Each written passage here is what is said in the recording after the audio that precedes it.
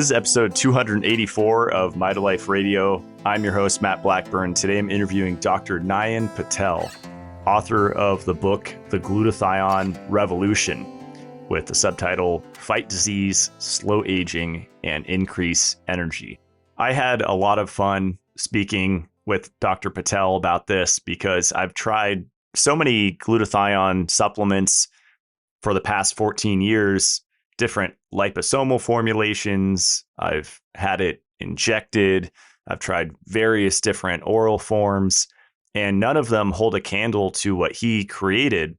Took him a few years to stabilize this transdermal glutathione that can actually sit at room temperature, which is really incredible because a lot of the glutathione products, you have to keep them cold in the refrigerator.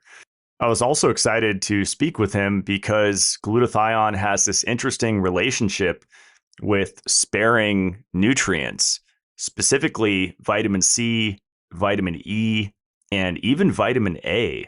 So we touch on that in this show, but we talk about what an antioxidant is. I ask him his thoughts on EMF protection using glutathione. He talks about how your level of oxidative stress determines your glutathione requirements. He talks about exactly how glutathione enhances the immune system, genetic mutations to look out for, where you can actually lose the ability to produce glutathione. His thoughts on different glutathione supplements and if they work, including capsule, liposomal, IVs, even suppository. He explains why the timing is critical of applying glutathione with resistance training. He talks about a really advanced test that can see the glutathione in the brain.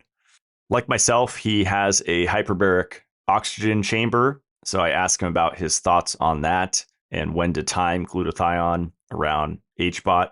I ask him about environmental pollution and how that affects our glutathione needs, alcohol consumption. I get his thoughts on NAD, whether taking glutathione will decrease your own production. And then I ask him listener questions, including his thoughts on glutathione sub-Q injections. Does he like supplements like NAC and selenium for glutathione support? Can frequent flyers benefit from taking glutathione? Does glutathione help with mold illness? Why does supplementing glutathione give me a headache? Does it help post-surgery? And much more. So enjoy the show. Here is Dr. Nayan Patel.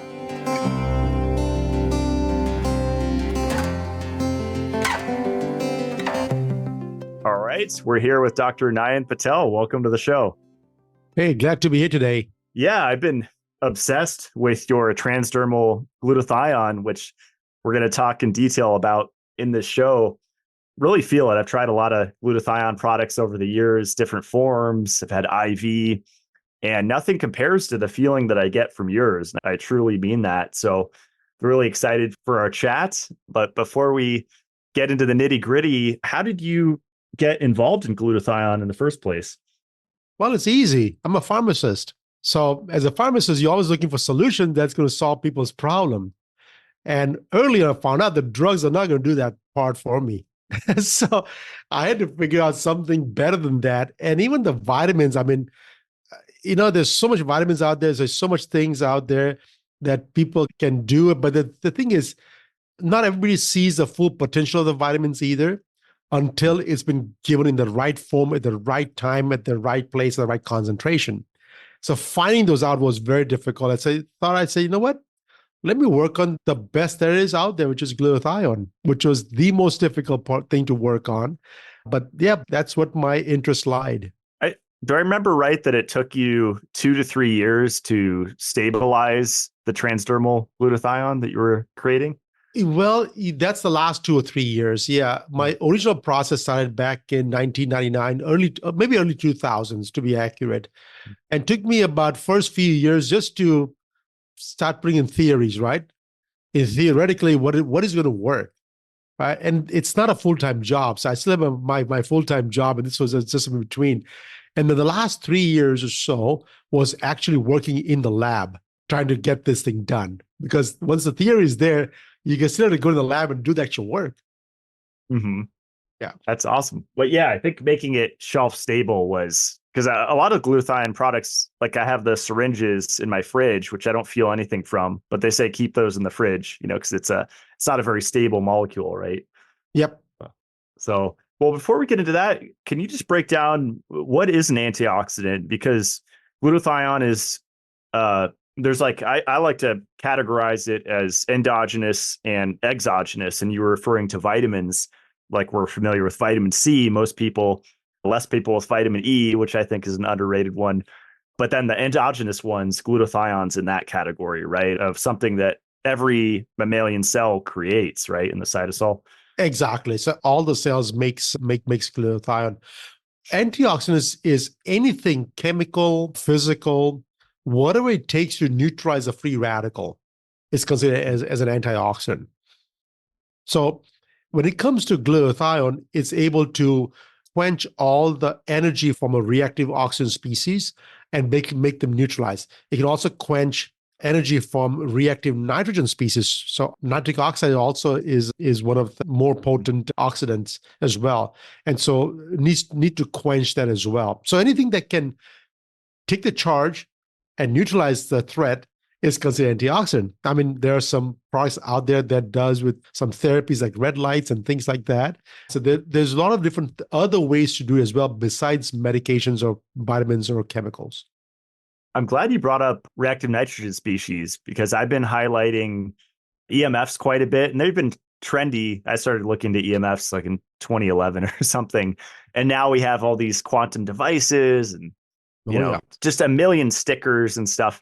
And I try to always remind people like, hey, magnesium, natural calcium channel blocker, zinc, selenium, these have been shown in studies.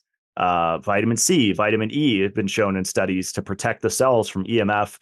And I know one of the effects of artificial, man-made EMF exposure is the creation of free radicals. And I believe reactive nitrogen species, I know like peroxynitrite is definitely one, and it increases nitric oxide.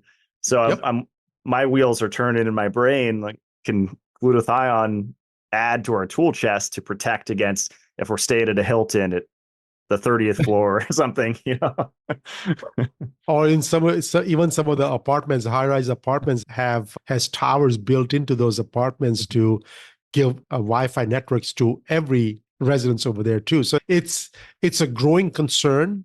I'm not sure how good or how bad it is at this point. That I have not dove into more research about that one, but I do know one thing is that glutathione levels that when we are measuring now is showing up low to below low normals in most of all people about the age of 30. And so that is kind of, I'm not sure if that's historically the right age that when people drop the glutathione levels, but that's what we are noticing in the United States at this point. And what you mentioned earlier was people do all kinds of things to help reduce those EMF exposures of free radicals, including vitamin C. Just to let you know, chemically, vitamin C is actually a pro-oxidant. It is not an antioxidant. But I'll tell you how it works, actually. Vitamin C, so here, let me step one further back. Glutathione, when it neutralizes a free radical, becomes oxidized itself. Two oxidized glutathione molecules come together and what becomes a stable molecule called GSSG molecule. You can just put your favorite search engine and you can find that out, right? So GSH, which is glutathione, gets oxidized and becomes GS. Two GS molecule comes together and becomes GSSG molecule. Stable inside your body. We can measure them with a blood test and see those things. Here's the thing. When you take vitamin C actually provides the energy back to the GSSG molecule and making it glutathione again. So here's one molecule, takes vitamin C, and you have two molecules of glutathione. The power of glutathione is so fast that we think that vitamin C is actually an antioxidant, but what it's really doing is reviving the glutathione back and we are harnessing the power of glutathione as an antioxidant. That's why they always ask you a question, say, how much vitamin C should I take? And it's different for everybody, right? If you take too much vitamin C, guess what? And if you're not enough glutathione to revive, you can get diarrhea. Yeah. I love that you brought that up, because that was something I really wanted to highlight in this show. Was I love just the vitamin and mineral interactions in the body. It's super fascinating to me, and it's just endless, right? And what's fascinating is it can go the other way too. It's my understanding glutathione can regenerate ascorbic acid from DHA, dehydroascorbic acid, using the enzyme dehydroascorbate reductase. So it's like they're regenerating each other, which is fascinating because ascorbic acid is a redox molecule, right? So, which is helpful for EMF. So it's so cool that, and then also with vitamin E, I believe that it's, oxidized alpha tocopherol regenerates it. And then I think that in turn like spares vitamin A. It just goes on and on. It's crazy. It's like, the good thing is, what we should tell everybody is to understand is that no one molecule is going to cure all the problems. Right? Yeah. Everything needs to be in harmony. Everything needs to be in low concentration, or not low. Everything has to be in the right concentration that your body can absorb. Just because something is good for you, you can't just keep on doing that over and over and over again in an abundance of it, expecting better results, right? In fact, it starts working against you too. Same thing with glutathione. And it took me 13 years after I discovered the stable form of glutathione to try to figure out how much to give, how often to give, so that I can keep the levels right there, because glutathione has a Goldilocks effect.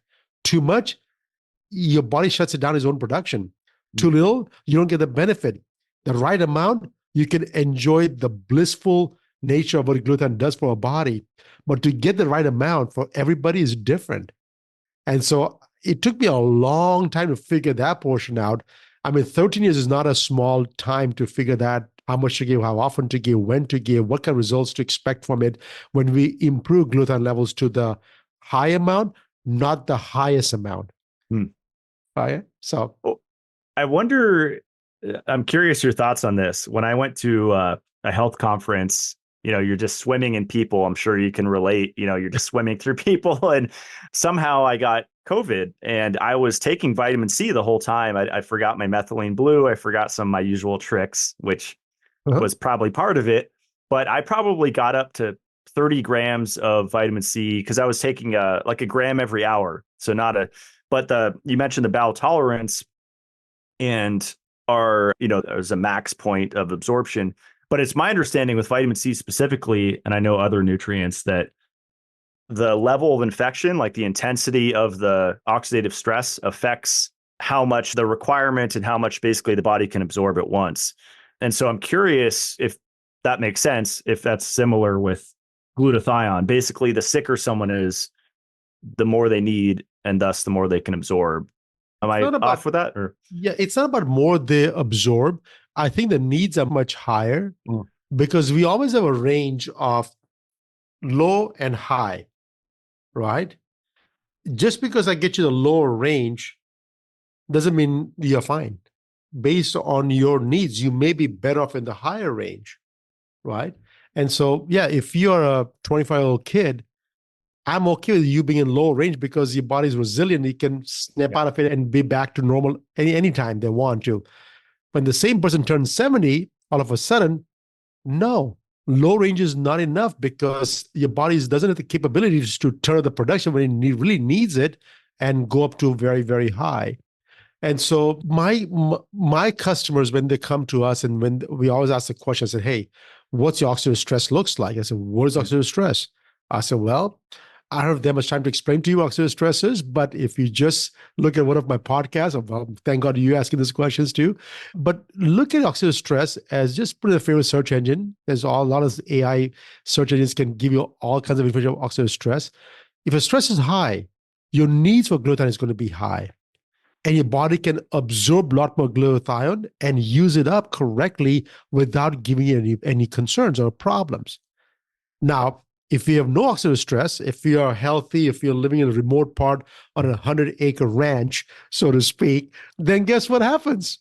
your needs are not gonna be that high. So if you take too much of it, your body's gonna say, hey, stop it now. I got too much of it. I'm gonna give you some reaction or some side effects too. And so it can happen either way. Yes. Hmm. Yeah, because I had a friend recently that came down with COVID. I don't think they censor that anymore, hopefully. So, but I sent him a few bottles of the Glutaryl Plus, and he said it really helped him in combination with, taking thymus extract and all sorts of stuff. But it kind of synergized with his protocol. And Well, the thing is the glutathione, what it really does, it helps boost up your own immune system. We did a clinical trial recently, not on COVID, of course, but it was on mycobacterium infections.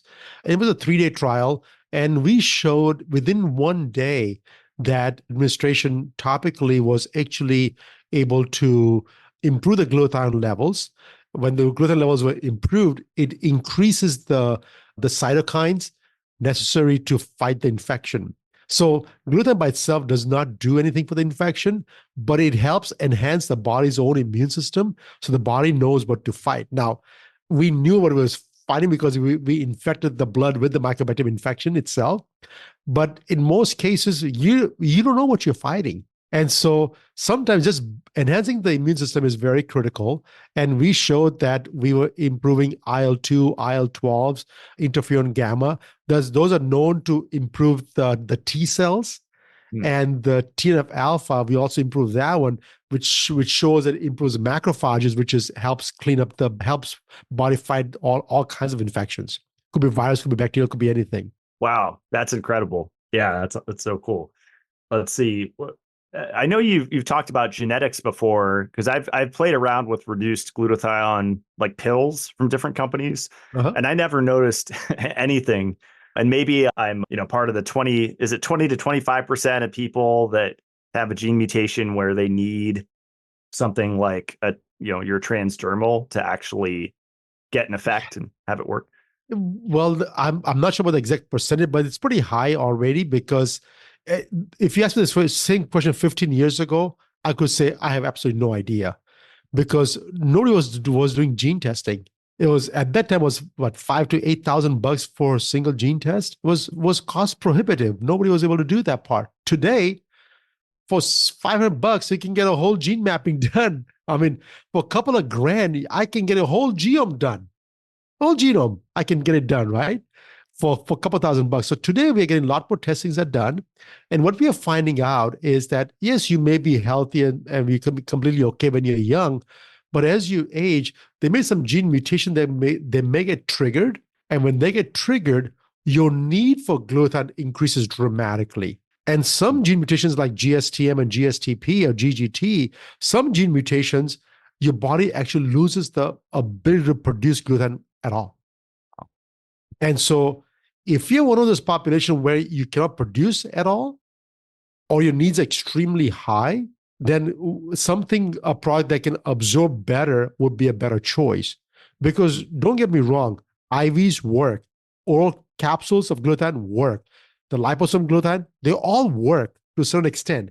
Not because your body's absorbing it, it's because the body is using the molecule, breaking it down, taking the components and reattaching them into the intracellular levels, where the body is able to produce the glutathione, whatever it needs from the building blocks, which is the 3 amino acids, right? The difference between the Glutaryl, the topical version that we have, is we have the technology that actually doesn't get broken down and it gets absorbed completely intact. So thereby bypasses the gene mutations, where if your body cannot attach it itself, then hey, let's just give you something that can use it right away. Very small subset of people, but still, those people, it's a world of a difference, right? And I mean, I get emails and calls at least on a once a day basis on how we have changed people's lives. Wow. So the body doesn't have to reconstruct it when they're taking Glutaryl. It's already ready to roll, basically. Exactly. And that's what we have found out so far in our few research that we have done with patients of ours. That's cool. In the biohacking world, suppositories are really popular. And I'm not personally a fan because they're so uncomfortable. And, I've had a history of raw veganism and I've done all my colon cleansing, hundreds of colon cleanses and stuff. And I think it has its place, but when I can, I try to avoid messing with that area. So, So, what are your thoughts on? oh my God. So by the way, I didn't give a proper introduction.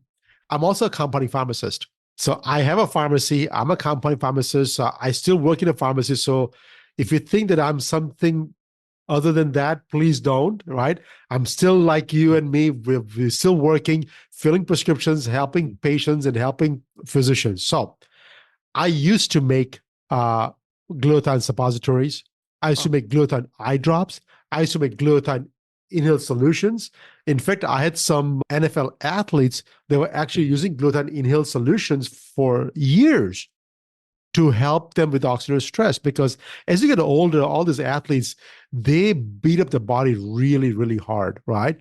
I mean, for them to train and to compete with a 20-year-old kid, right, that is in prime health, and you're 40, now you're trying to be the best quarterback there is, it's impossible. It's impossible to keep up with those demands. So they work really hard, and the body produces a lot of stress. So, of course, we were making all these glutathione products in the past.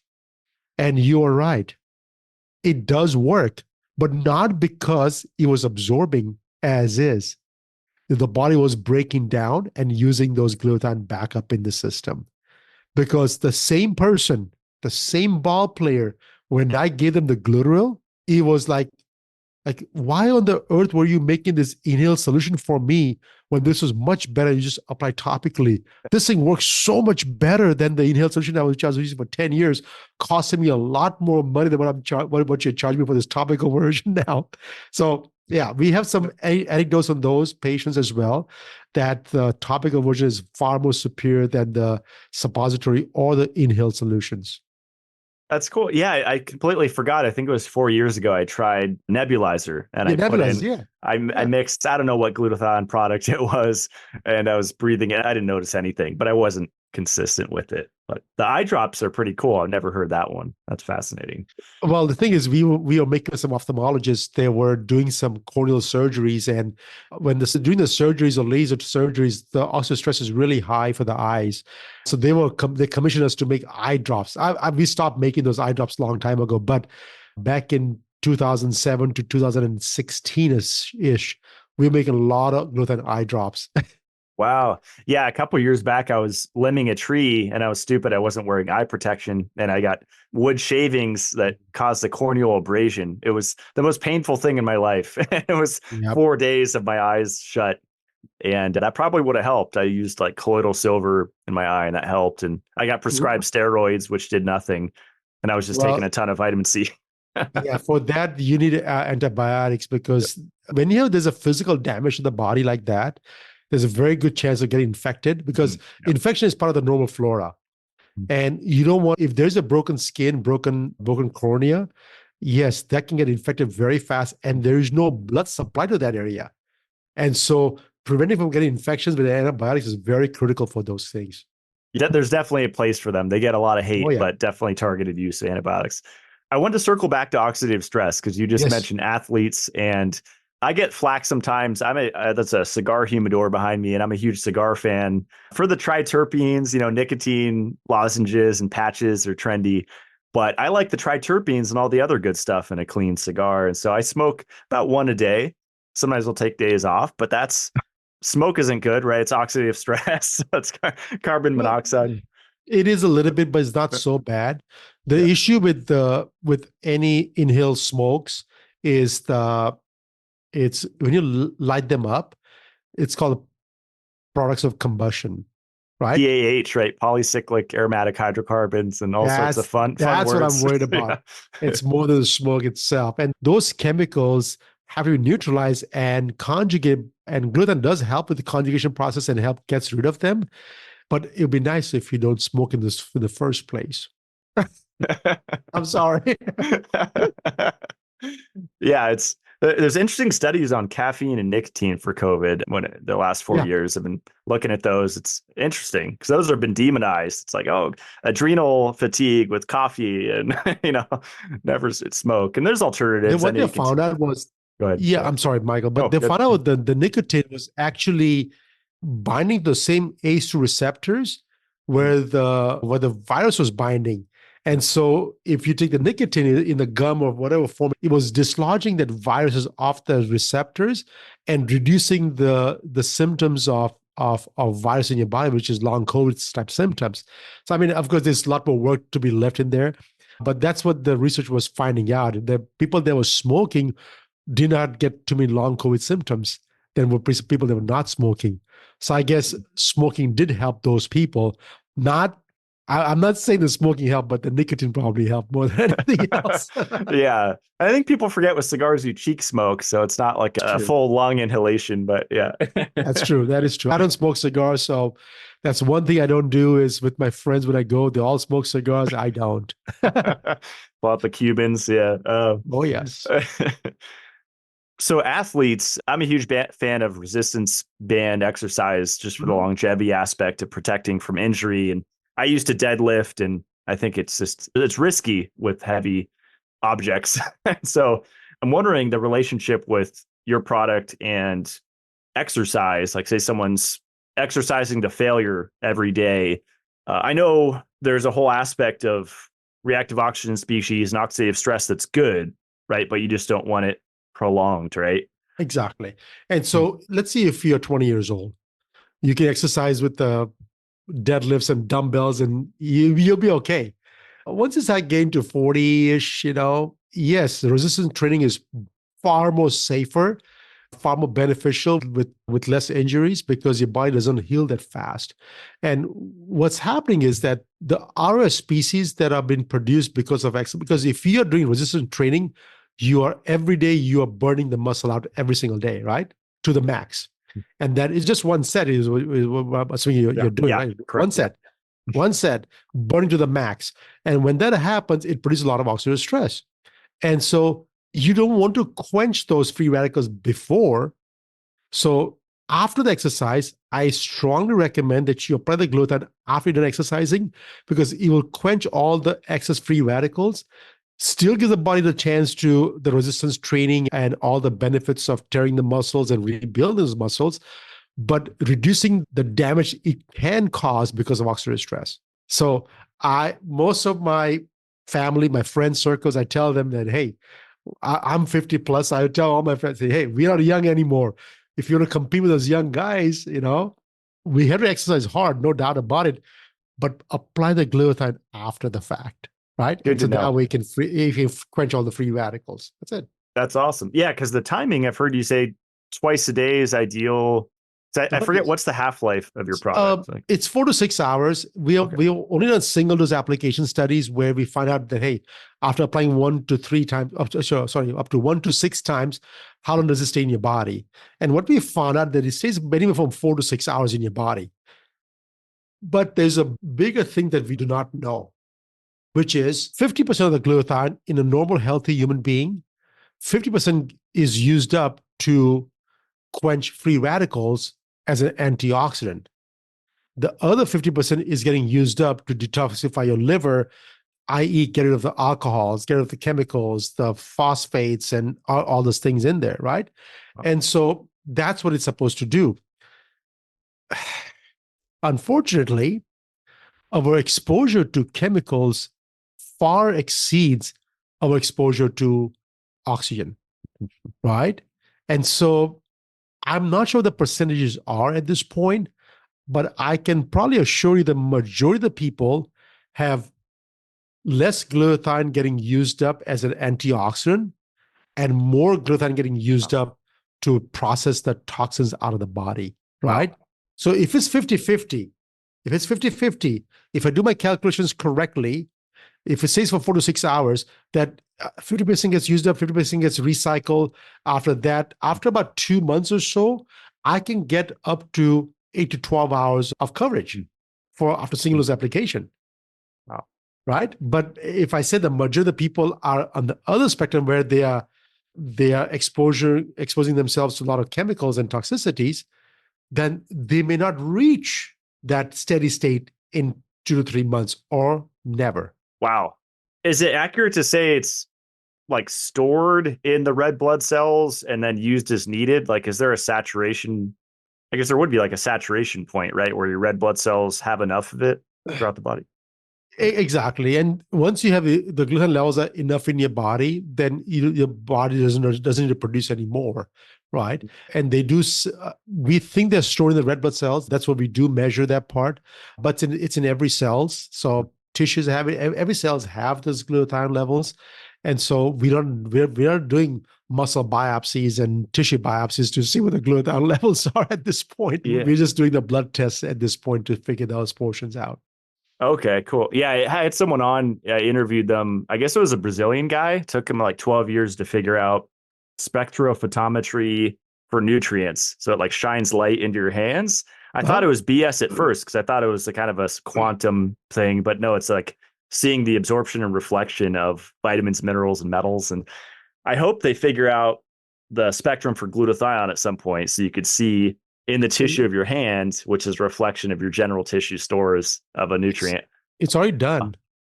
Oh, really? It's already done. Yes. Oh, there is a doctor in India, Dr. Pravat Mandel. He works with Dr. Joe Maroon out of Pittsburgh University at the medical center. And what they have figured out is an MRI scan to see the frequency of glutathione in your brain. So we can literally honestly measure glutathione levels in your brain by an MRI and tell you how much glutathione you have in other parts of your brain. Why is it so important? Because guess what? Your brain is only 2% of your body size, but yet it consumes 20% of the oxygen you breathe. Okay? So if your brain doesn't, let's see if you restrict your breathing, and then you grasp a lot of air. Guess the oxygen goes first. No matter what happened, oxygen always goes to the brain first, and then the rest of the body. The brain, at any cost, have to survive. It's the queen bee, right? It has to survive. And so brain oxidative stress is the highest among the whole body. Reducing oxidative stress in your brain is an utmost needed for us, because as of today, we have no cure for any brain-related issues. Alzheimer's, Parkinson's, ALS, Huntington's, the list goes on and on, MS. We can manage the problem, but we cannot remotely come close to reversing any of the problems they got. That's a great point. And the eyes are similar, right? With artificial light and blue light is really popular. Talked about, and that's a big oxidative stress, right? But not only that, like even sunlight could be an oxidative stress. And not saying wear sunglasses 24/7, but bright light is. You can. I have my glasses on all the time over here on my desk all the time. But I love those at night. Yeah, I usually wear the yellow at night, and then I just try to go outside throughout the day and get natural light in my eyes. And nighttime, I have the red ones. I use the red ones for night and the yellow ones during the daytime, because I'm on the computers all day long. And so on my desk, I have this yellow lights glasses all the time. But I bet glutathione, are there studies with glutathione and eye health? There is. That's why we were making the eye drops, because the doctors we were working with, they were using it for issues with not glaucoma. It is kind of glaucoma. It's all about oxidation. It's just thickening of the lenses in the back of the eyes. Okay. And so we were making glutathione with some carnosine eye drops to help people with reducing oxidative stress down. I've used carnosine eye drops too. Yeah, those. Yeah. These are ophthalmologists. These are eye surgeons. And so it's easy for them to just give them eye drops and not do the surgeries, right? But once a doctor retired, this old time doctor retired, there's new doctors don't want to do that. Yeah. Well, you brought up Oxidative a few times. I'm really fortunate to have, I'm friends with Dr. Scott Scher of Transcriptions, and he's a hyperbaric guy, and he got me a 2-atmosphere chamber I've had for a few years, which I'm currently 100% off grid, which is not fun to run that equipment because it's such a power hog, but I'll be on grid soon, and I'll be using hyperbaric therapy more often. But have you experimented yourself or with friends or seen a cool synergy between hyperbaric oxygen therapy and like your product or glutathione in general? So I do have a chamber in my own house, but I don't have the 2-atmosphere. I have the 1.31. Cool. Right? It's the soft shell. It's just enough for me. I don't run pure oxygen inside. I just run ambient air, because it's the pressure differential that does the does the trick than the oxygen itself. If you have customers, if you have patients that are using 100% oxygen inside the hyperbaric chambers, that's a lot of oxidative stress. And so what I normally tell them is that, hey, do the chamber. No doubt about it. Do the chamber because that's prescribed for you. That's doctor's prescription. Do that part. But once you come out of the chamber, apply the glutathione, not before. Yeah. Why not before? Because before you apply it, then the oxygen is actually doing good for your body. Yeah. And you're neutralizing every single thing before it reaches the organs that it needs to be there. So I want the oxygen to work for you while in the chamber. Is about 30 minutes to 1 hour treatment, is not too long anyways. So once the chamber treatment is over, you come out of the chamber and you spray on the glutathione right at the bat. So I work with the chambers maker called Oxy Health. Yeah. I work with them. And so in fact, the company does promote our product. Anybody who buys the chambers actually gets like a few months supply of the bottles at no charge from them as well, because they want the people to see the benefits of the hyperbaric chamber, but not suffer through any oxidative stress issues if there is any. I'm not sure there are any, but if there is any, they will neutralize all the threat. That's really cool. Yeah, you made me feel better because my first chamber was a 1.3, and I think I modded it to 1.4. You can like change the valve or something. Oh, yeah. And I think I was just using ambient air. Oh no, I wasn't wearing the mask. That's what it was. And I did like 30 sessions for a month straight. And I thought, oh, I wasn't wearing the mask, so I didn't get any benefit. But you saying it's more the pressure than the oxygen itself, that makes me feel like I didn't waste a month. No. So the first treatment I did myself for 45 days, 42 days, 45 days every day. And after that, I only do it maybe once or twice a week now. That's if I'm in town. Now my travel schedule is so horrendous that it's hard to find time for me. So I'll be lucky if I do once a week nowadays. Wow. Yeah, next week I'm interviewing a guy, you might like it, Carbogenetics. He made a CO2 bodysuit.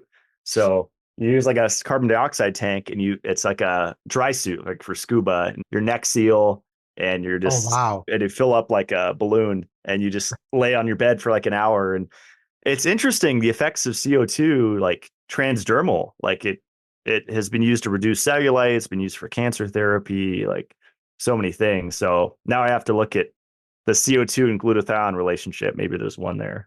I don't know much about that one. Sorry. There's a million things. Yeah. Yes.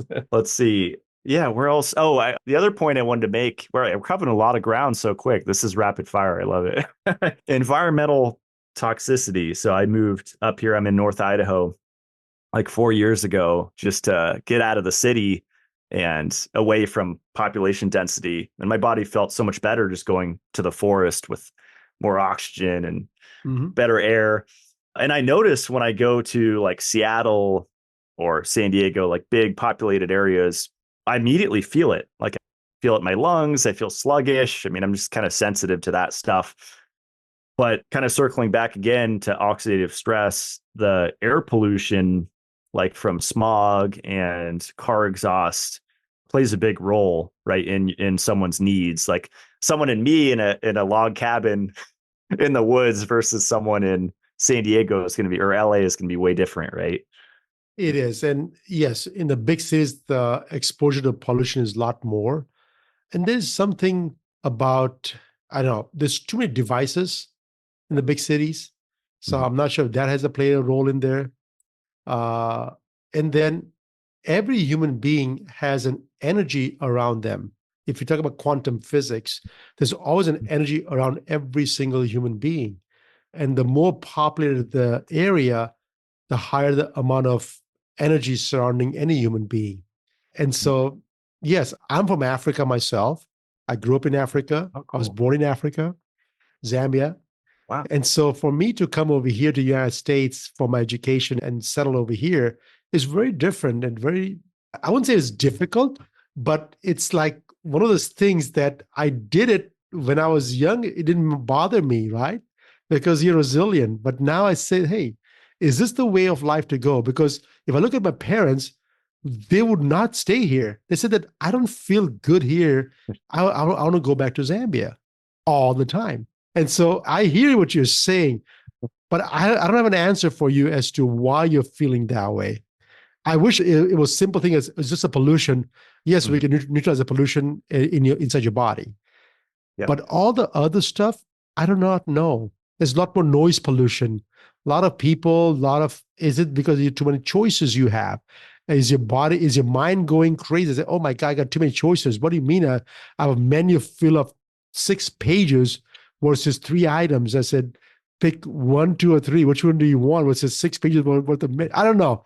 So there's a Yep. lot more stimulus, a lot more exposure. So we don't know what that's going to add. If it's just the chemicals, yes, Yep. glutathione, use it, Michael. You're fine. I can neutralize those chemicals for you. It's Matt, by the way, but closer. Matt, Matthew. sorry, No, Matt. no worries. Oh my God. Sorry, so sorry. You got the M part right.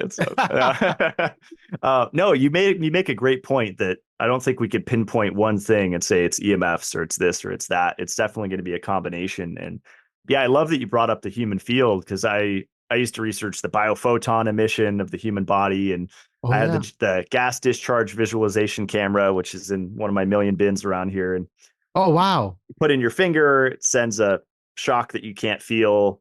And so it's like a little dark field camera essentially, and it captures the extreme low frequency ultraviolet light emitted from all 10 of your fingertips. And then it maps it to traditional Chinese medicine meridian points, like on the software.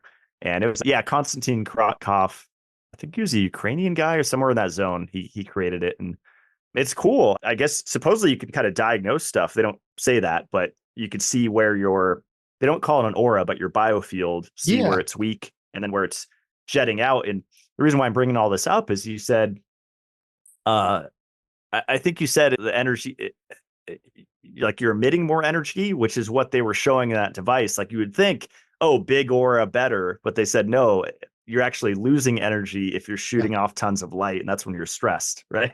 That's what most of the people in the city are. They are Yeah. always lethargic. The number one concern they have is fatigue and tired. They can't sleep because their energy has been dissipated slowly, surely away from them. And that's why we have to go. We didn't have to do all this stuff back in the day, right? Take supplements and No. grounding sheets and yeah, wild times for sure. Yep. So let me see.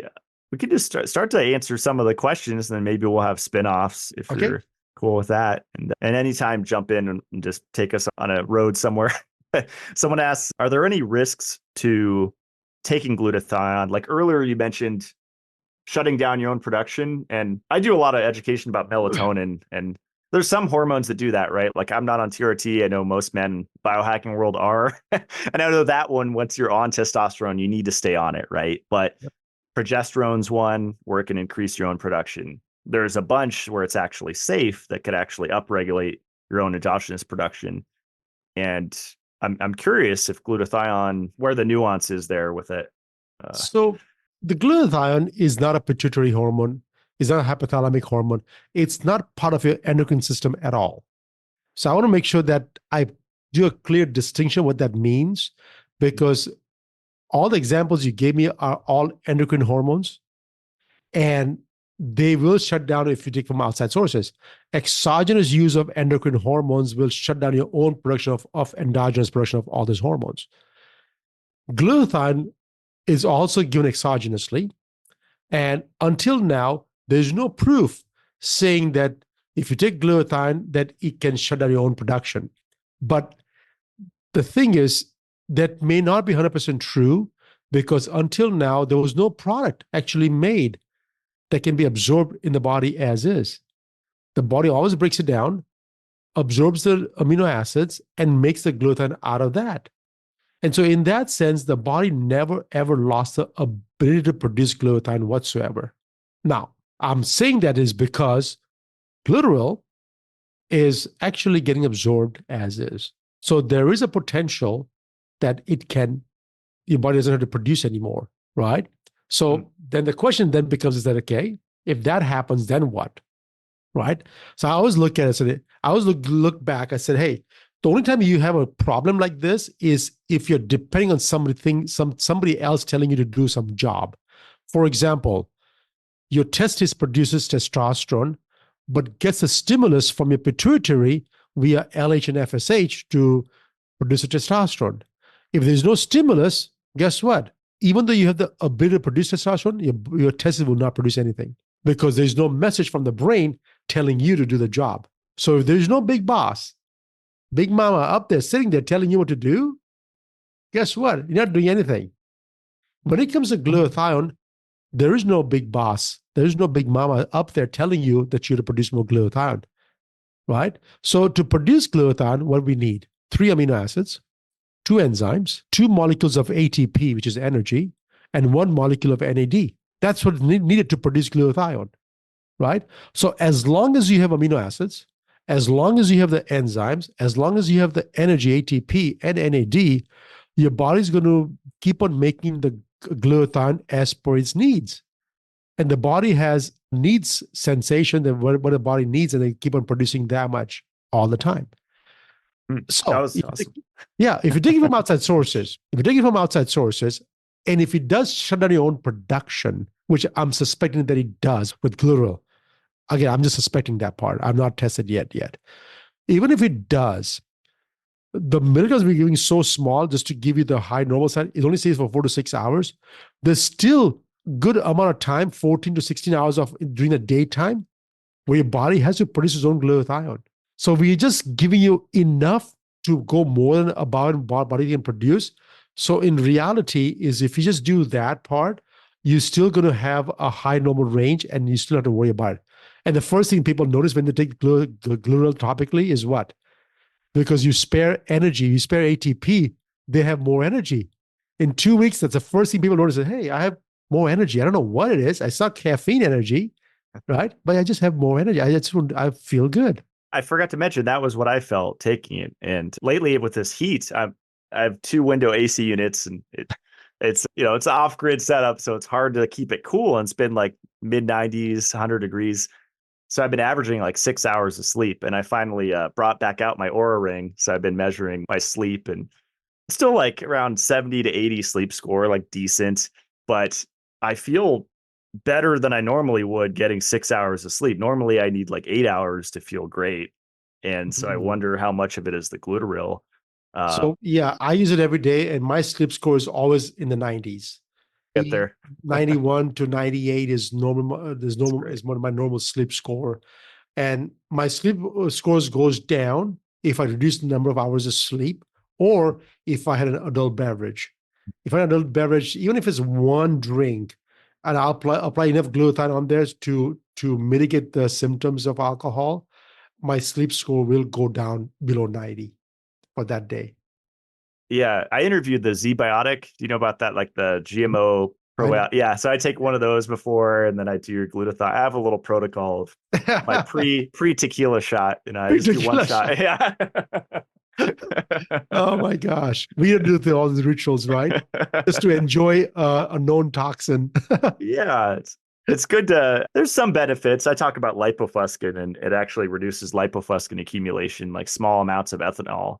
But it's probably a few tablespoons. I don't know. A shot might be more than the studies used, but a shot is 4 tablespoons. So yeah, that's a good amount. 4 tablespoons is one shot. You're talking to a pharmacist, right? Well, yeah, actually. So alcohol, I think most people drink, besides addicts that quit because they can't stop at one or whatever.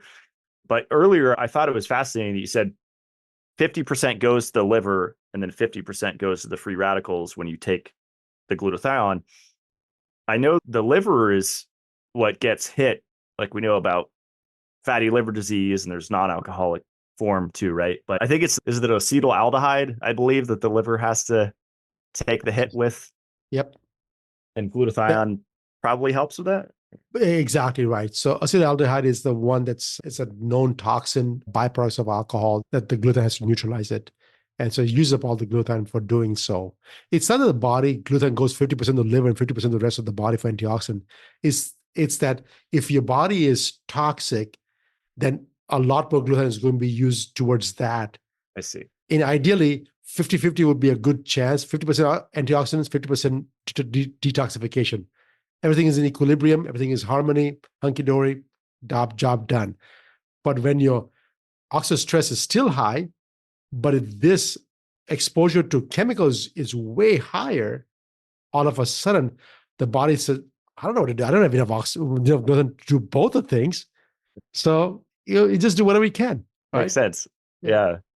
Well, you brought up NAD. It's cool because I knew about the glutamate, cysteine, and glycine to make glutathione, but then you mentioned two enzymes, ATP, and then NAD, which I've only tried the NAD patches, which are crazy. It's like $100 a patch. It's crazy expensive, and it gave me a skin rash, so I stopped doing those. But for some people, they work. I've never done an NAD IV because they sound not fun.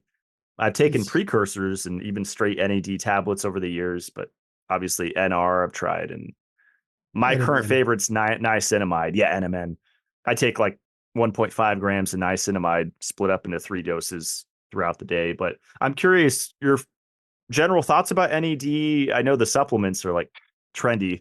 So It is trendy right now. And I should not be talking about NAD a whole lot because my knowledge base in NAD is enough to be dangerous. If I don't know too much about the subject, I try to stay away from it. I do know NAD is very critical in almost all chemical reactions that happens in the body. It's a substrate, it's a catalyst, it's something that makes the reaction more efficient for us in a body. So it's very critical about that one. The key is to how do I get NAD intracellularly, because all this reaction happening intracellularly. So if you take from outside sources, is it actually getting inside the mitochondria? Is it getting where it's supposed to go to get the job done? Of course, I work with NR, negative riboside. I work with NMN. I work with injections. I work with sub-Q shots. I work with sublingual tablets, patches, everything, right? And so far, I'm not impressed to the point where I want to take supplementation myself because nothing has actually worked. Now, I do have an NAD supplement product in my lab right now for the last 4 years, a stable form of NAD in my lab. Not very impressive yet. I still have to figure out how to get inside your body. It's stable in the lab setting, but it's not stable enough to go inside your body yet. So now I'm going to figure that portion out. But we are very close to perfecting a system where we can get you nice nicotinamide topically. oh, cool. That's So awesome. when that happens, it will be interesting because nicotinamide can absolutely assist. And with our technology, we can add a little glutathione to it, and oof, it'll be perfect for that, right?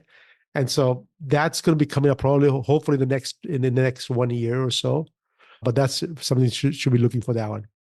That's really cool. Well, it's funny you brought up sub-Q because someone asked his thoughts on glutathione sub-Q Oh yeah. injections. I guess it's like glutathione peptides. So Yeah. yes, so the glutathione IV sub-Qs, this doesn't really matter. What happens is the glutathione is such a large molecule. There's no receptors for you in your body to accept this peptide at all. It's a tripeptide, it's a 3 amino acid chain peptide. And so there's no receptors in your body to accept this glutathione as is. And so even with our technology, what we had to do, we had to combine them with some dextrin molecules to basically fool the body that we give you dextrin and inside is glutathione stuck inside. That's how we got into the system. That's our basically our technology piece that we Trojan horse created. kind of. Trojan horse kind of deal to get inside the body. So when you do sub-Q or IM, any of those things, the body just breaks it down. Will absorb the cysteine and try to produce a glutathione out of it. You know what? If you're doing sub-Q glutathione, I would suggest, save your money and just do sub-Q cysteine. Oh, Right? okay. If that's what you want to do. If you feel like injection is the only way to get something inside your body.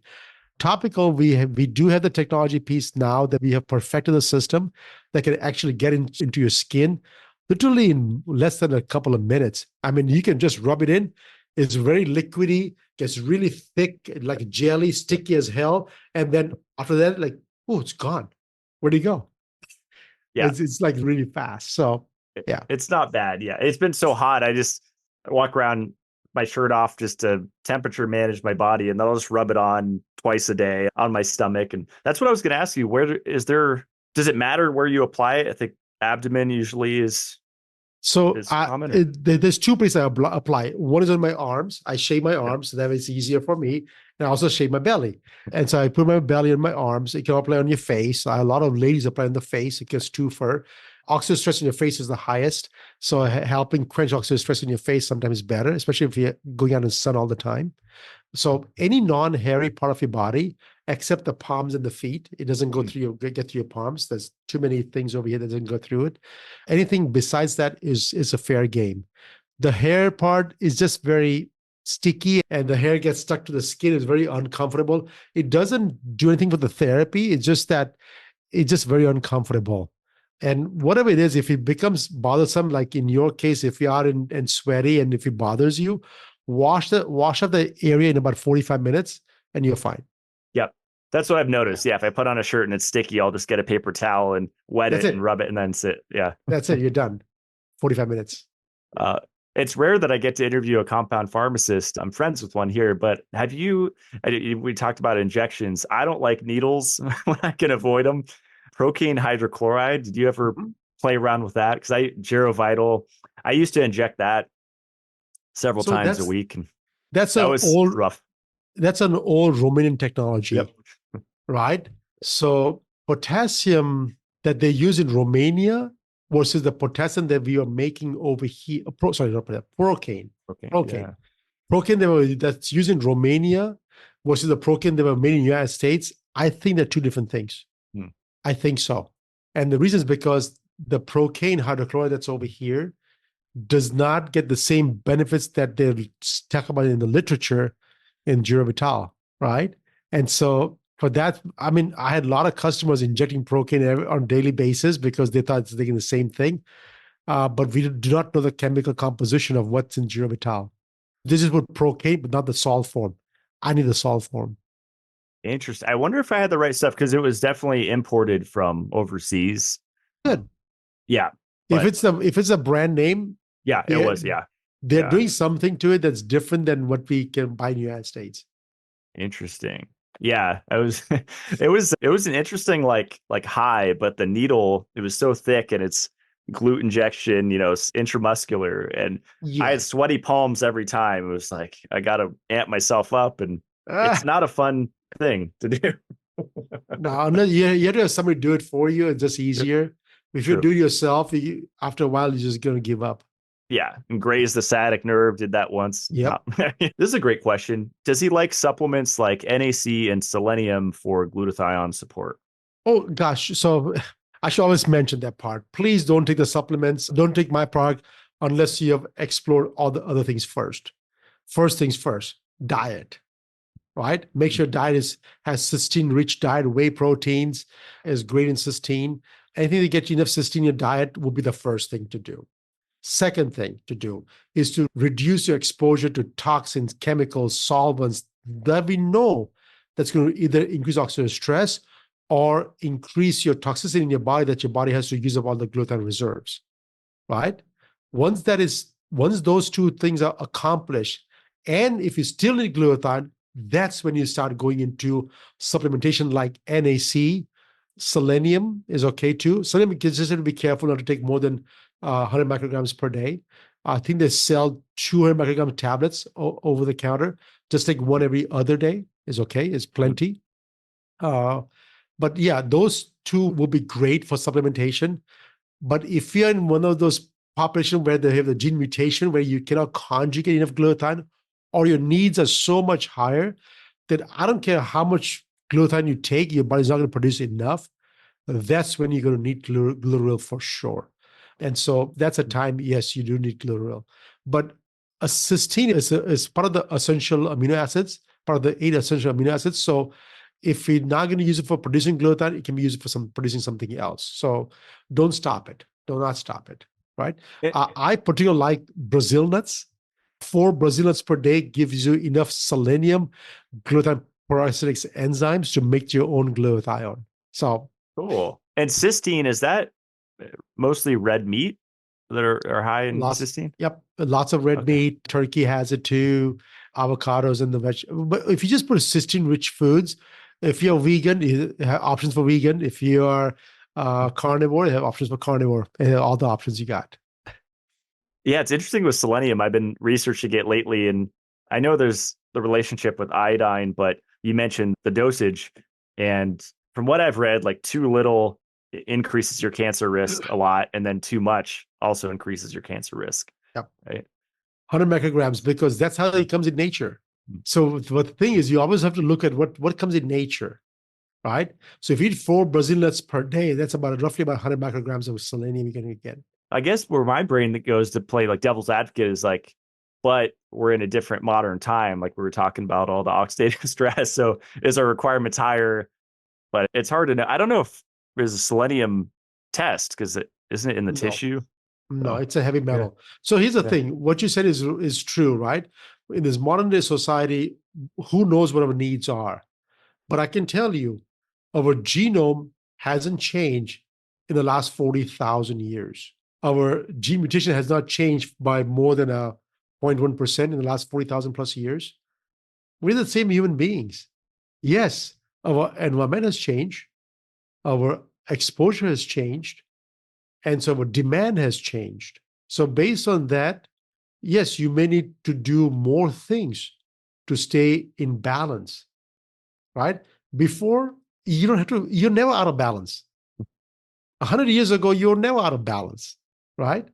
Maybe you had less money, or maybe you had no money whatsoever, but you were never out of balance. And today, nobody is in balance unless it's people like you that's living off the grid. Then you might be in balance. But yeah, most of us are not in balance, right? yeah. So yeah, so the needs are going to be there. Needs are going to be there, and all you can do is try to do your best to stay within the normal range. Don't overdo on any one particular thing ever, please. Yeah, that's great. So don't take baths in your Glutaryl. No, please don't do that. Don't make me rich for no reason. Make me work for it. Make me do some more hard labor and do some more research for you guys. That's great. One source of oxidative stress we didn't talk about yet was airplanes. And I'm from San Diego. I was there 30 years, and most of my friends and family are down there. And for birthdays, I fly down every 3 months or so, probably way less than you flying. But still, that's still a lot for me. And someone asked, for frequent flyers, does glutathione help? Yes. So Yeah. so I fly about 30 times out of the year. 30 weeks. So I fly a lot, which is not good for my health at all. All right. So imagine you're going in this aluminum chute on 30,000 feet above the gravity, and you are exposed to cosmic rays all the time. And you're breathing recycled air. It's filtered, but still recycled air. And stress is extremely high, right? And so normally, like the bottle you showed, I apply 4 sprays twice a day normally, every day, right? When I'm flying, I would probably go up to 16 sprays sometimes. Yeah. And once in a while, I get a rash out of it. That means I went too much, too high, right? Then I'll cut back a little bit. But yeah, then I end up in a hotel which is moldy. Is that all at once? Just to break for a second, is it 16 all at once or All at spread? once. So Okay. 16 in the morning and 16 in the evening, 32 sprays in one day. Wow. Now, I can do that part because I make the product and it's a lot cheaper for me, but I understand for people, it can become cost prohibitive. It's very expensive to make this product. And I understand that part. But at the very least, apply every 4 hours, 4 sprays every 4 hours. Like before you start flying, if the flight time is more than 4 hours, apply in 4 hours again, right? And then one more before you go to sleep that night. Yeah, I guess it's small enough to bring on the plane, right? Because it's only an Yes. ounce. Oh, yeah. It's just So, 1 ounce. yeah. It's just Mhm. 1 ounce. Yeah. And so I always say that, like I flew to Middle East last year, and yeah, I took him on a plane, and it was a 13-hour flight, so I had to spray twice during the flight time. And of course, when you're flying, when international flights, they always have free drinks over there, which I'll never drink on a plane ever. But I just see people drinking and just passing out and just falling asleep and snoring. And I said, oh my God. It's just, I see them as a patient, not as a passenger on the plane. It's just sad, but it's not my place to talk about and say anything at that point. But imagine if you're a pilot or you're a stewardess, right? If you're working on the plane or you're flying the plane all the time, oh my gosh, Yeah. you need to be bathing in this product at all times because and even those, I do lots of pilots and students as a customers of ours. and they will apply a lot of it and they don't get a rash. But then they get a week off and they stay home and they try to do the same amount of dose. Oh my God, it's too much for them. They really have to Wow. dial down the dose to what your body needs at bare minimum. Wow. Do you know what's happening there with the rash? Like, It's too much glutathione. When you hit too much glutathione, the body is basically going, I say, hey, this is way too much. That's a detox reaction, or the Herxheimer reactions is what we call them. And that is it just tells your body that you have too much glutathione. So just slow it down a little bit. wow. That's cool. Well, you were starting to talk about mold, and that was actually a listener question. Oh, okay. They asked if glutathione helps with mold because you were starting to mention a hotel, right? Usually. Yeah. And so I'm in the hotels all the time. It's always moldy. I see the AC vent dripping sometimes in the carpet. I said, oh my God. I know when I see that part, I said, I know I don't want to take my black light out of this. I will not be able to stay in the room again. Right. Um, and so it's very difficult to find a mold-free hotel. Very, very difficult to find a mold-free hotel. So that's always going to be there. This is my suggestion for everybody. Please drink lots of water. Stay well hydrated. If I turn the AC off most of the time in the room, I got used to sleeping while I'm sweating. I got used to that part now because I could not sleep. If I even have a little bit of sweat, I don't have the AC on.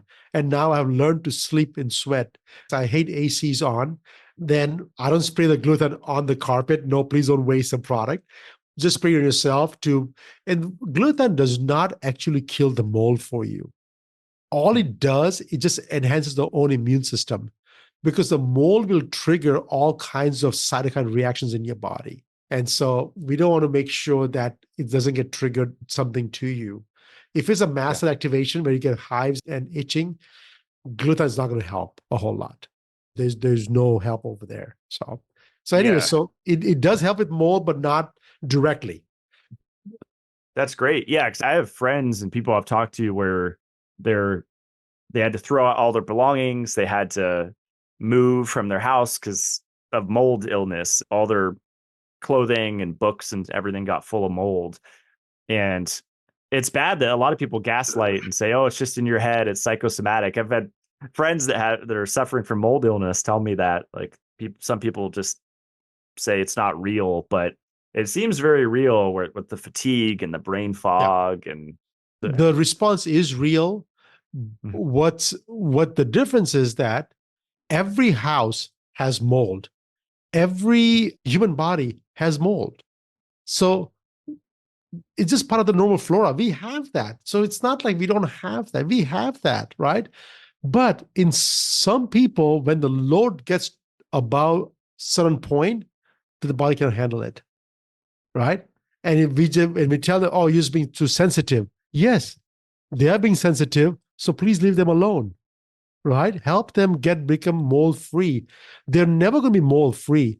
They're just going to go below the threshold so they can live like you and me. That's all we're doing. Yeah. Yeah. I think the NRF2 pathway gets hit, and NRF2. I know there's like specific supplements that people from like super antioxidants, but I can imagine covering the bases, like glutathione is a big one. It can help people. It can help that. We do recommend a lot of binders with it to go along with them. Alkaline diet, alkaline water. If it's acidic, then the mold kind of thrives in there. Except vinegar would be great if you can drink vinegar to kill the mold. It's not about mold. If you just kill the mold, it just grows really fast, right? If you have mushrooms growing in your farm, if you clip the mushrooms, there'll be 10 more growing tomorrow again. So that's not the solution to clip them, right? The solution is can I contain them to low enough so that it's there, but doesn't bother me anymore. Yeah, that's great. Yeah, binders. I interviewed a guy that sells zeolite, but he's a fan of high dosing. So I take like 30 grams a day of his stuff. And he's shown that it helped people with mold illness because I think it binds to so many things, histamine and way beyond just metal. So it's pretty cool. So you mentioned Herxheimer's earlier, and a listener asked, why does supplementing glutathione give me a headache? Oh, yeah. So the common things that can happen with glutathione is if your body's trying to detoxing too fast, you can have rash, itching. You can have a little bit of nausea because, of course, that's your body's trying to detoxify the stomach out too, and headaches. So these are all common things that happens. That means it's just that it's trying to release too much too fast. Keep in mind, your brain consumes 20% of all oxygen. The oxidative stress is the highest in your brain, right? So yes, as much as we want to neutralize the brain oxidants, we can only do it very slowly. So as I said, when in doubt, always go slow. When in doubt, you'll go slow. If you're super toxic and you know you're super toxic, try the 4 sprays twice a day. And if you're reacting to it, immediately cut it back to 2 sprays or 1 spray twice a day and slowly go every week or so, increase to 2, increase to 3, increase back to 4 sprays twice a day. When you do that, when you come back again to 4 sprays twice a day, you're not going to have any problems at that because the body has slowly got rid of all the toxins, the low-grade toxins that causing the reactions. Doesn't mean you're completely out of you're completely done now. It's just that now you're at a starting point without having any problem whatsoever. Yeah. So this all these reactions are not because of glutathione. It's what glutathione is doing is trying to release all the toxins from the body. And if someone wanted to go pedal to the metal, maybe they had a severe situation and they just need results quickly or something. What do you think about using sauna, just opening up the elimination, or coffee enemas, which I know people have talked about the glutathione connection with that? All these are for people using products that cannot get through your body. So, I mean, it's like we already have the technology piece now that can get through the whole thing now. So why do that part?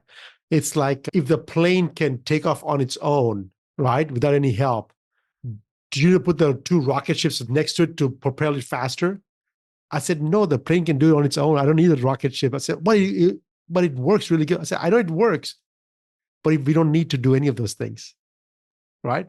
So coffee enemas or red lights or doing heat therapy to open up the pores, all those things, it does not do anything for the absorption for the glutathione. It goes straight in regardless. I guess I just meant about if their body's trying to dump toxins, then the glutathione's kind of stirring up the process of detoxification. Well, I don't know. all the process, all like the coffee enemas and all those things, they'll bind things into the colon, but your head is not in the colon. Yeah. What if you have a headache, right? Unless you're a politician, right? Oh my gosh. Now that can be censored, okay? You gotta be very careful what you say about politicians. Yeah, no. So I don't that does anything help glutathione therapy. What about glutathione for post-surgery? Does it help supplementing it? Have you heard any anecdotes with people getting surgeries and then using glutathione?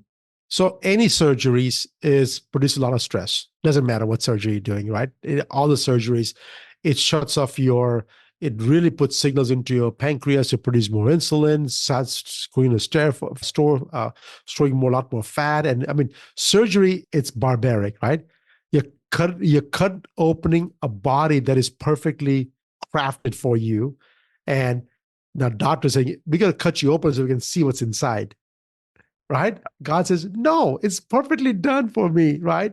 But no, when you do that part, it sends so many warning signals to the body, right? So oxidative stress is extremely high.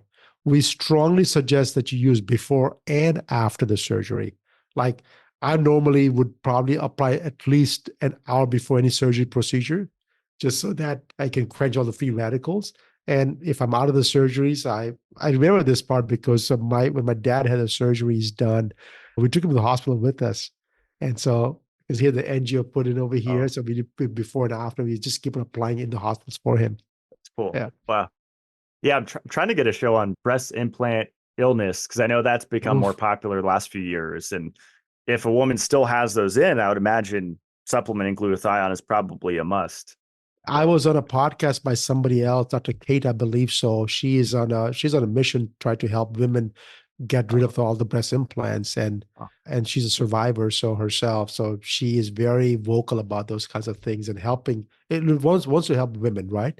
It's called the biohack your beauty, something like that. It's an amazing cause that she has, and so I was on a podcast and we did talk about those kinds of things. That yes, if everything goes okay, it's great, but if something goes bad, it's bad news.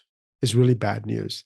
I'm not sure glutathione is going to be enough for everybody, but it surely will play a big role in helping detoxify, help reduce the oxidative stress over in the body, so the body has enough energy left to deal with the problem that it's at hand right now. And so sometimes it's not affecting directly. Most of the time it's not affecting directly. Most of the time it's reducing the noise everywhere else in your body. So you're going to focus on what's at over here, right?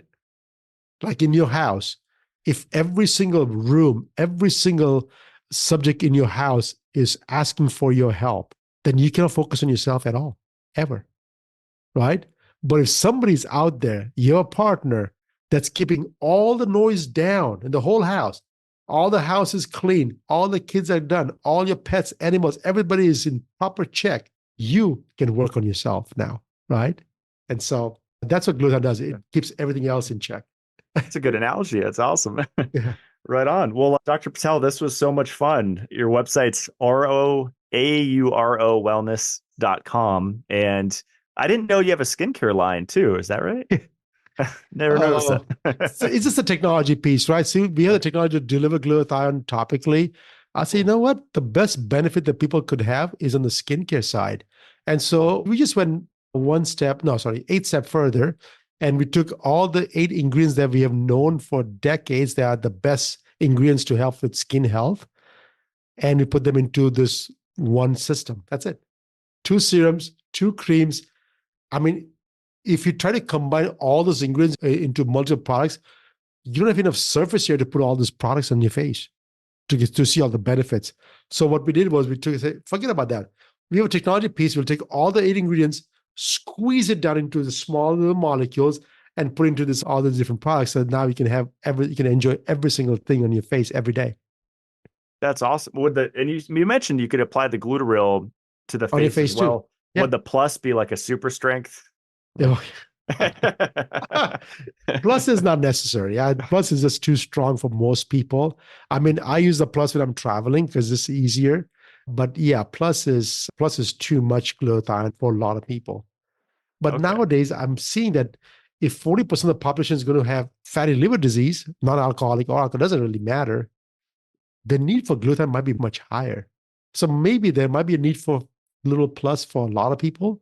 I have no idea.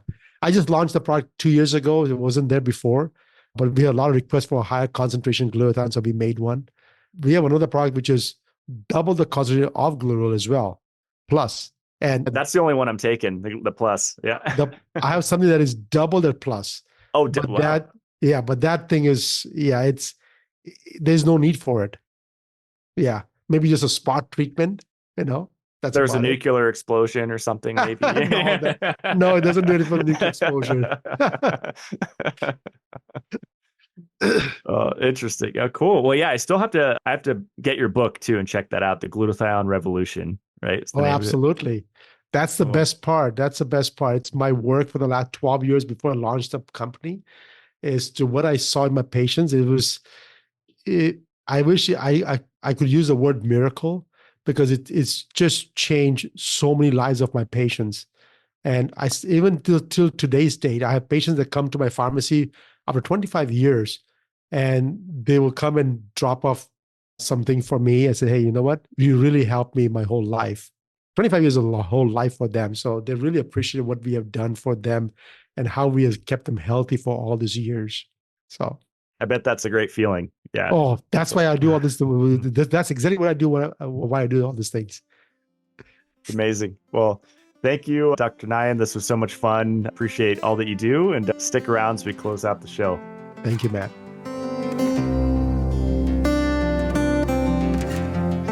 Who else wants to get that MRI brain scan to see how much glutathione's in your brain? I've never heard about that. That is pretty awesome. I wonder how easy that is to find. I wish that the OligoScan software could do that. That would be really powerful to see the glutathione levels in the tissue of your hand. I do think the future of medicine is using light more often instead of needles and harmful forms of radiation. But a lot of the time, I'm a big fan of just going by how you feel. No blood test required, no test at all, in fact, required. If you're fighting an infection, it doesn't take a rocket scientist to figure out that increasing your zinc, increasing your vitamin C, increasing your systemic enzymes, taking glutathione, ideally this form, and Glutaryl, and you'll support your system and you'll start to feel better. And you didn't need any test to show that. But even if you're not dealing with an acute situation and it's a more chronic situation, maybe you have brain fog or fatigue or some type of emotional imbalance, whether it's depression or anxiety, that's a sign that it's time to start experimenting. And don't research as much as you experiment, because that's how I got into this. That's how I was successful, is I took action more than I studied. And I learned through failures, and that is the health journey that we all go on.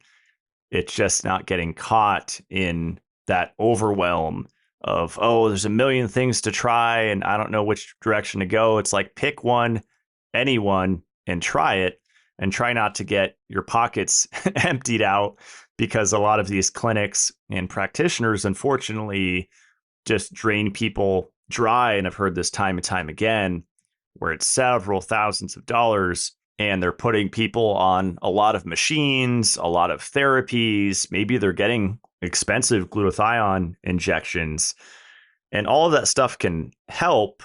But is it the most important thing? I always bring it back to the basics: calcification, lipofuscin, fibrosis. Most people are magnesium deficient. Most people need more vitamin C, vitamin E. A lot of people are chronically inflamed. So systemic enzymes every morning before breakfast. And all of this stuff is necessary. Supplements are necessary because of our exposures, like Dr. Nayan was talking about with the oxidative stress load that we have. So there's a lot of nutritional balancing that must happen. And while you're doing that and bringing up your zinc levels, bringing up your magnesium, you can take antioxidants, vitamin C, vitamin E, glutathione, and these will help tremendously to lower the amount of physiological stress that's occurring, which then translates into increased resilience on all levels. I really think that combination of taking glutathione, ascorbic acid, and mixed tocopherol, vitamin E every day could be a really powerful strategy, especially for someone that's dealing with environmental pollution. Maybe they enjoy cigars like myself. Maybe they fly in planes frequently. Those are all cases where daily use of those things can be extremely protective and supportive to optimal health. So if you'd like to check out the Glutaryl product, it's Auro, AURO, wellness.com. I'd appreciate it if you order it off of my website. That's matt-blackburn.com.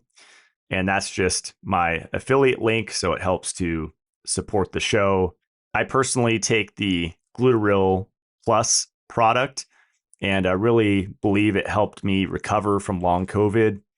I had that chronic cough for several months, and pretty much the only thing I changed was taking this product 2 to 3 times a day, and my cough went away, which is pretty incredible. My brand is Mitolife. You can find that at mitolife.co. Just recently did a price reduction on various products. So now it's a great time to jump in and try things if you've been curious. Even lowered the price of the grounding or earthing sheets that are under the living tab on the website. My friend Luke Story just interviewed Paul Harris, the inventor of the Therify plasma device that I had on my show. And Luke asked him quite a bit of questions about grounding technology and whether it's safe or not. So I recommend going and listening to that, because it's quite a lengthy conversation about it.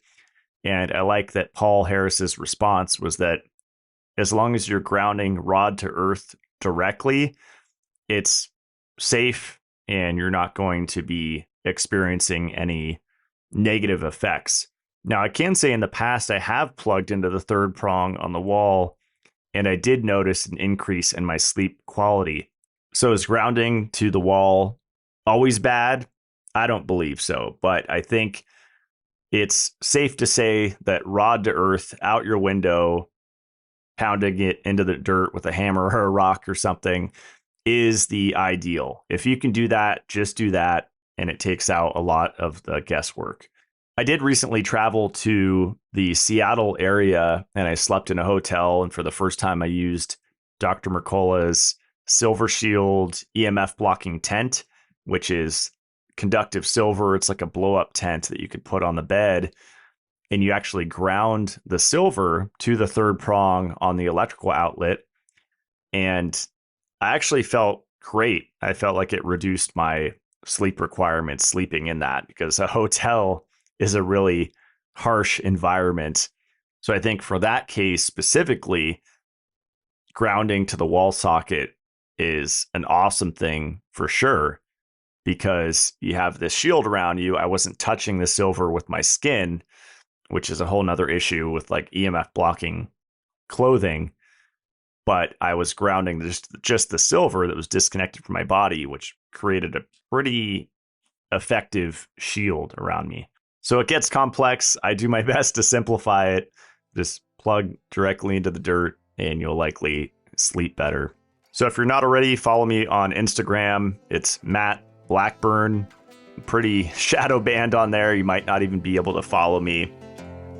And Mitolife is the company Instagram.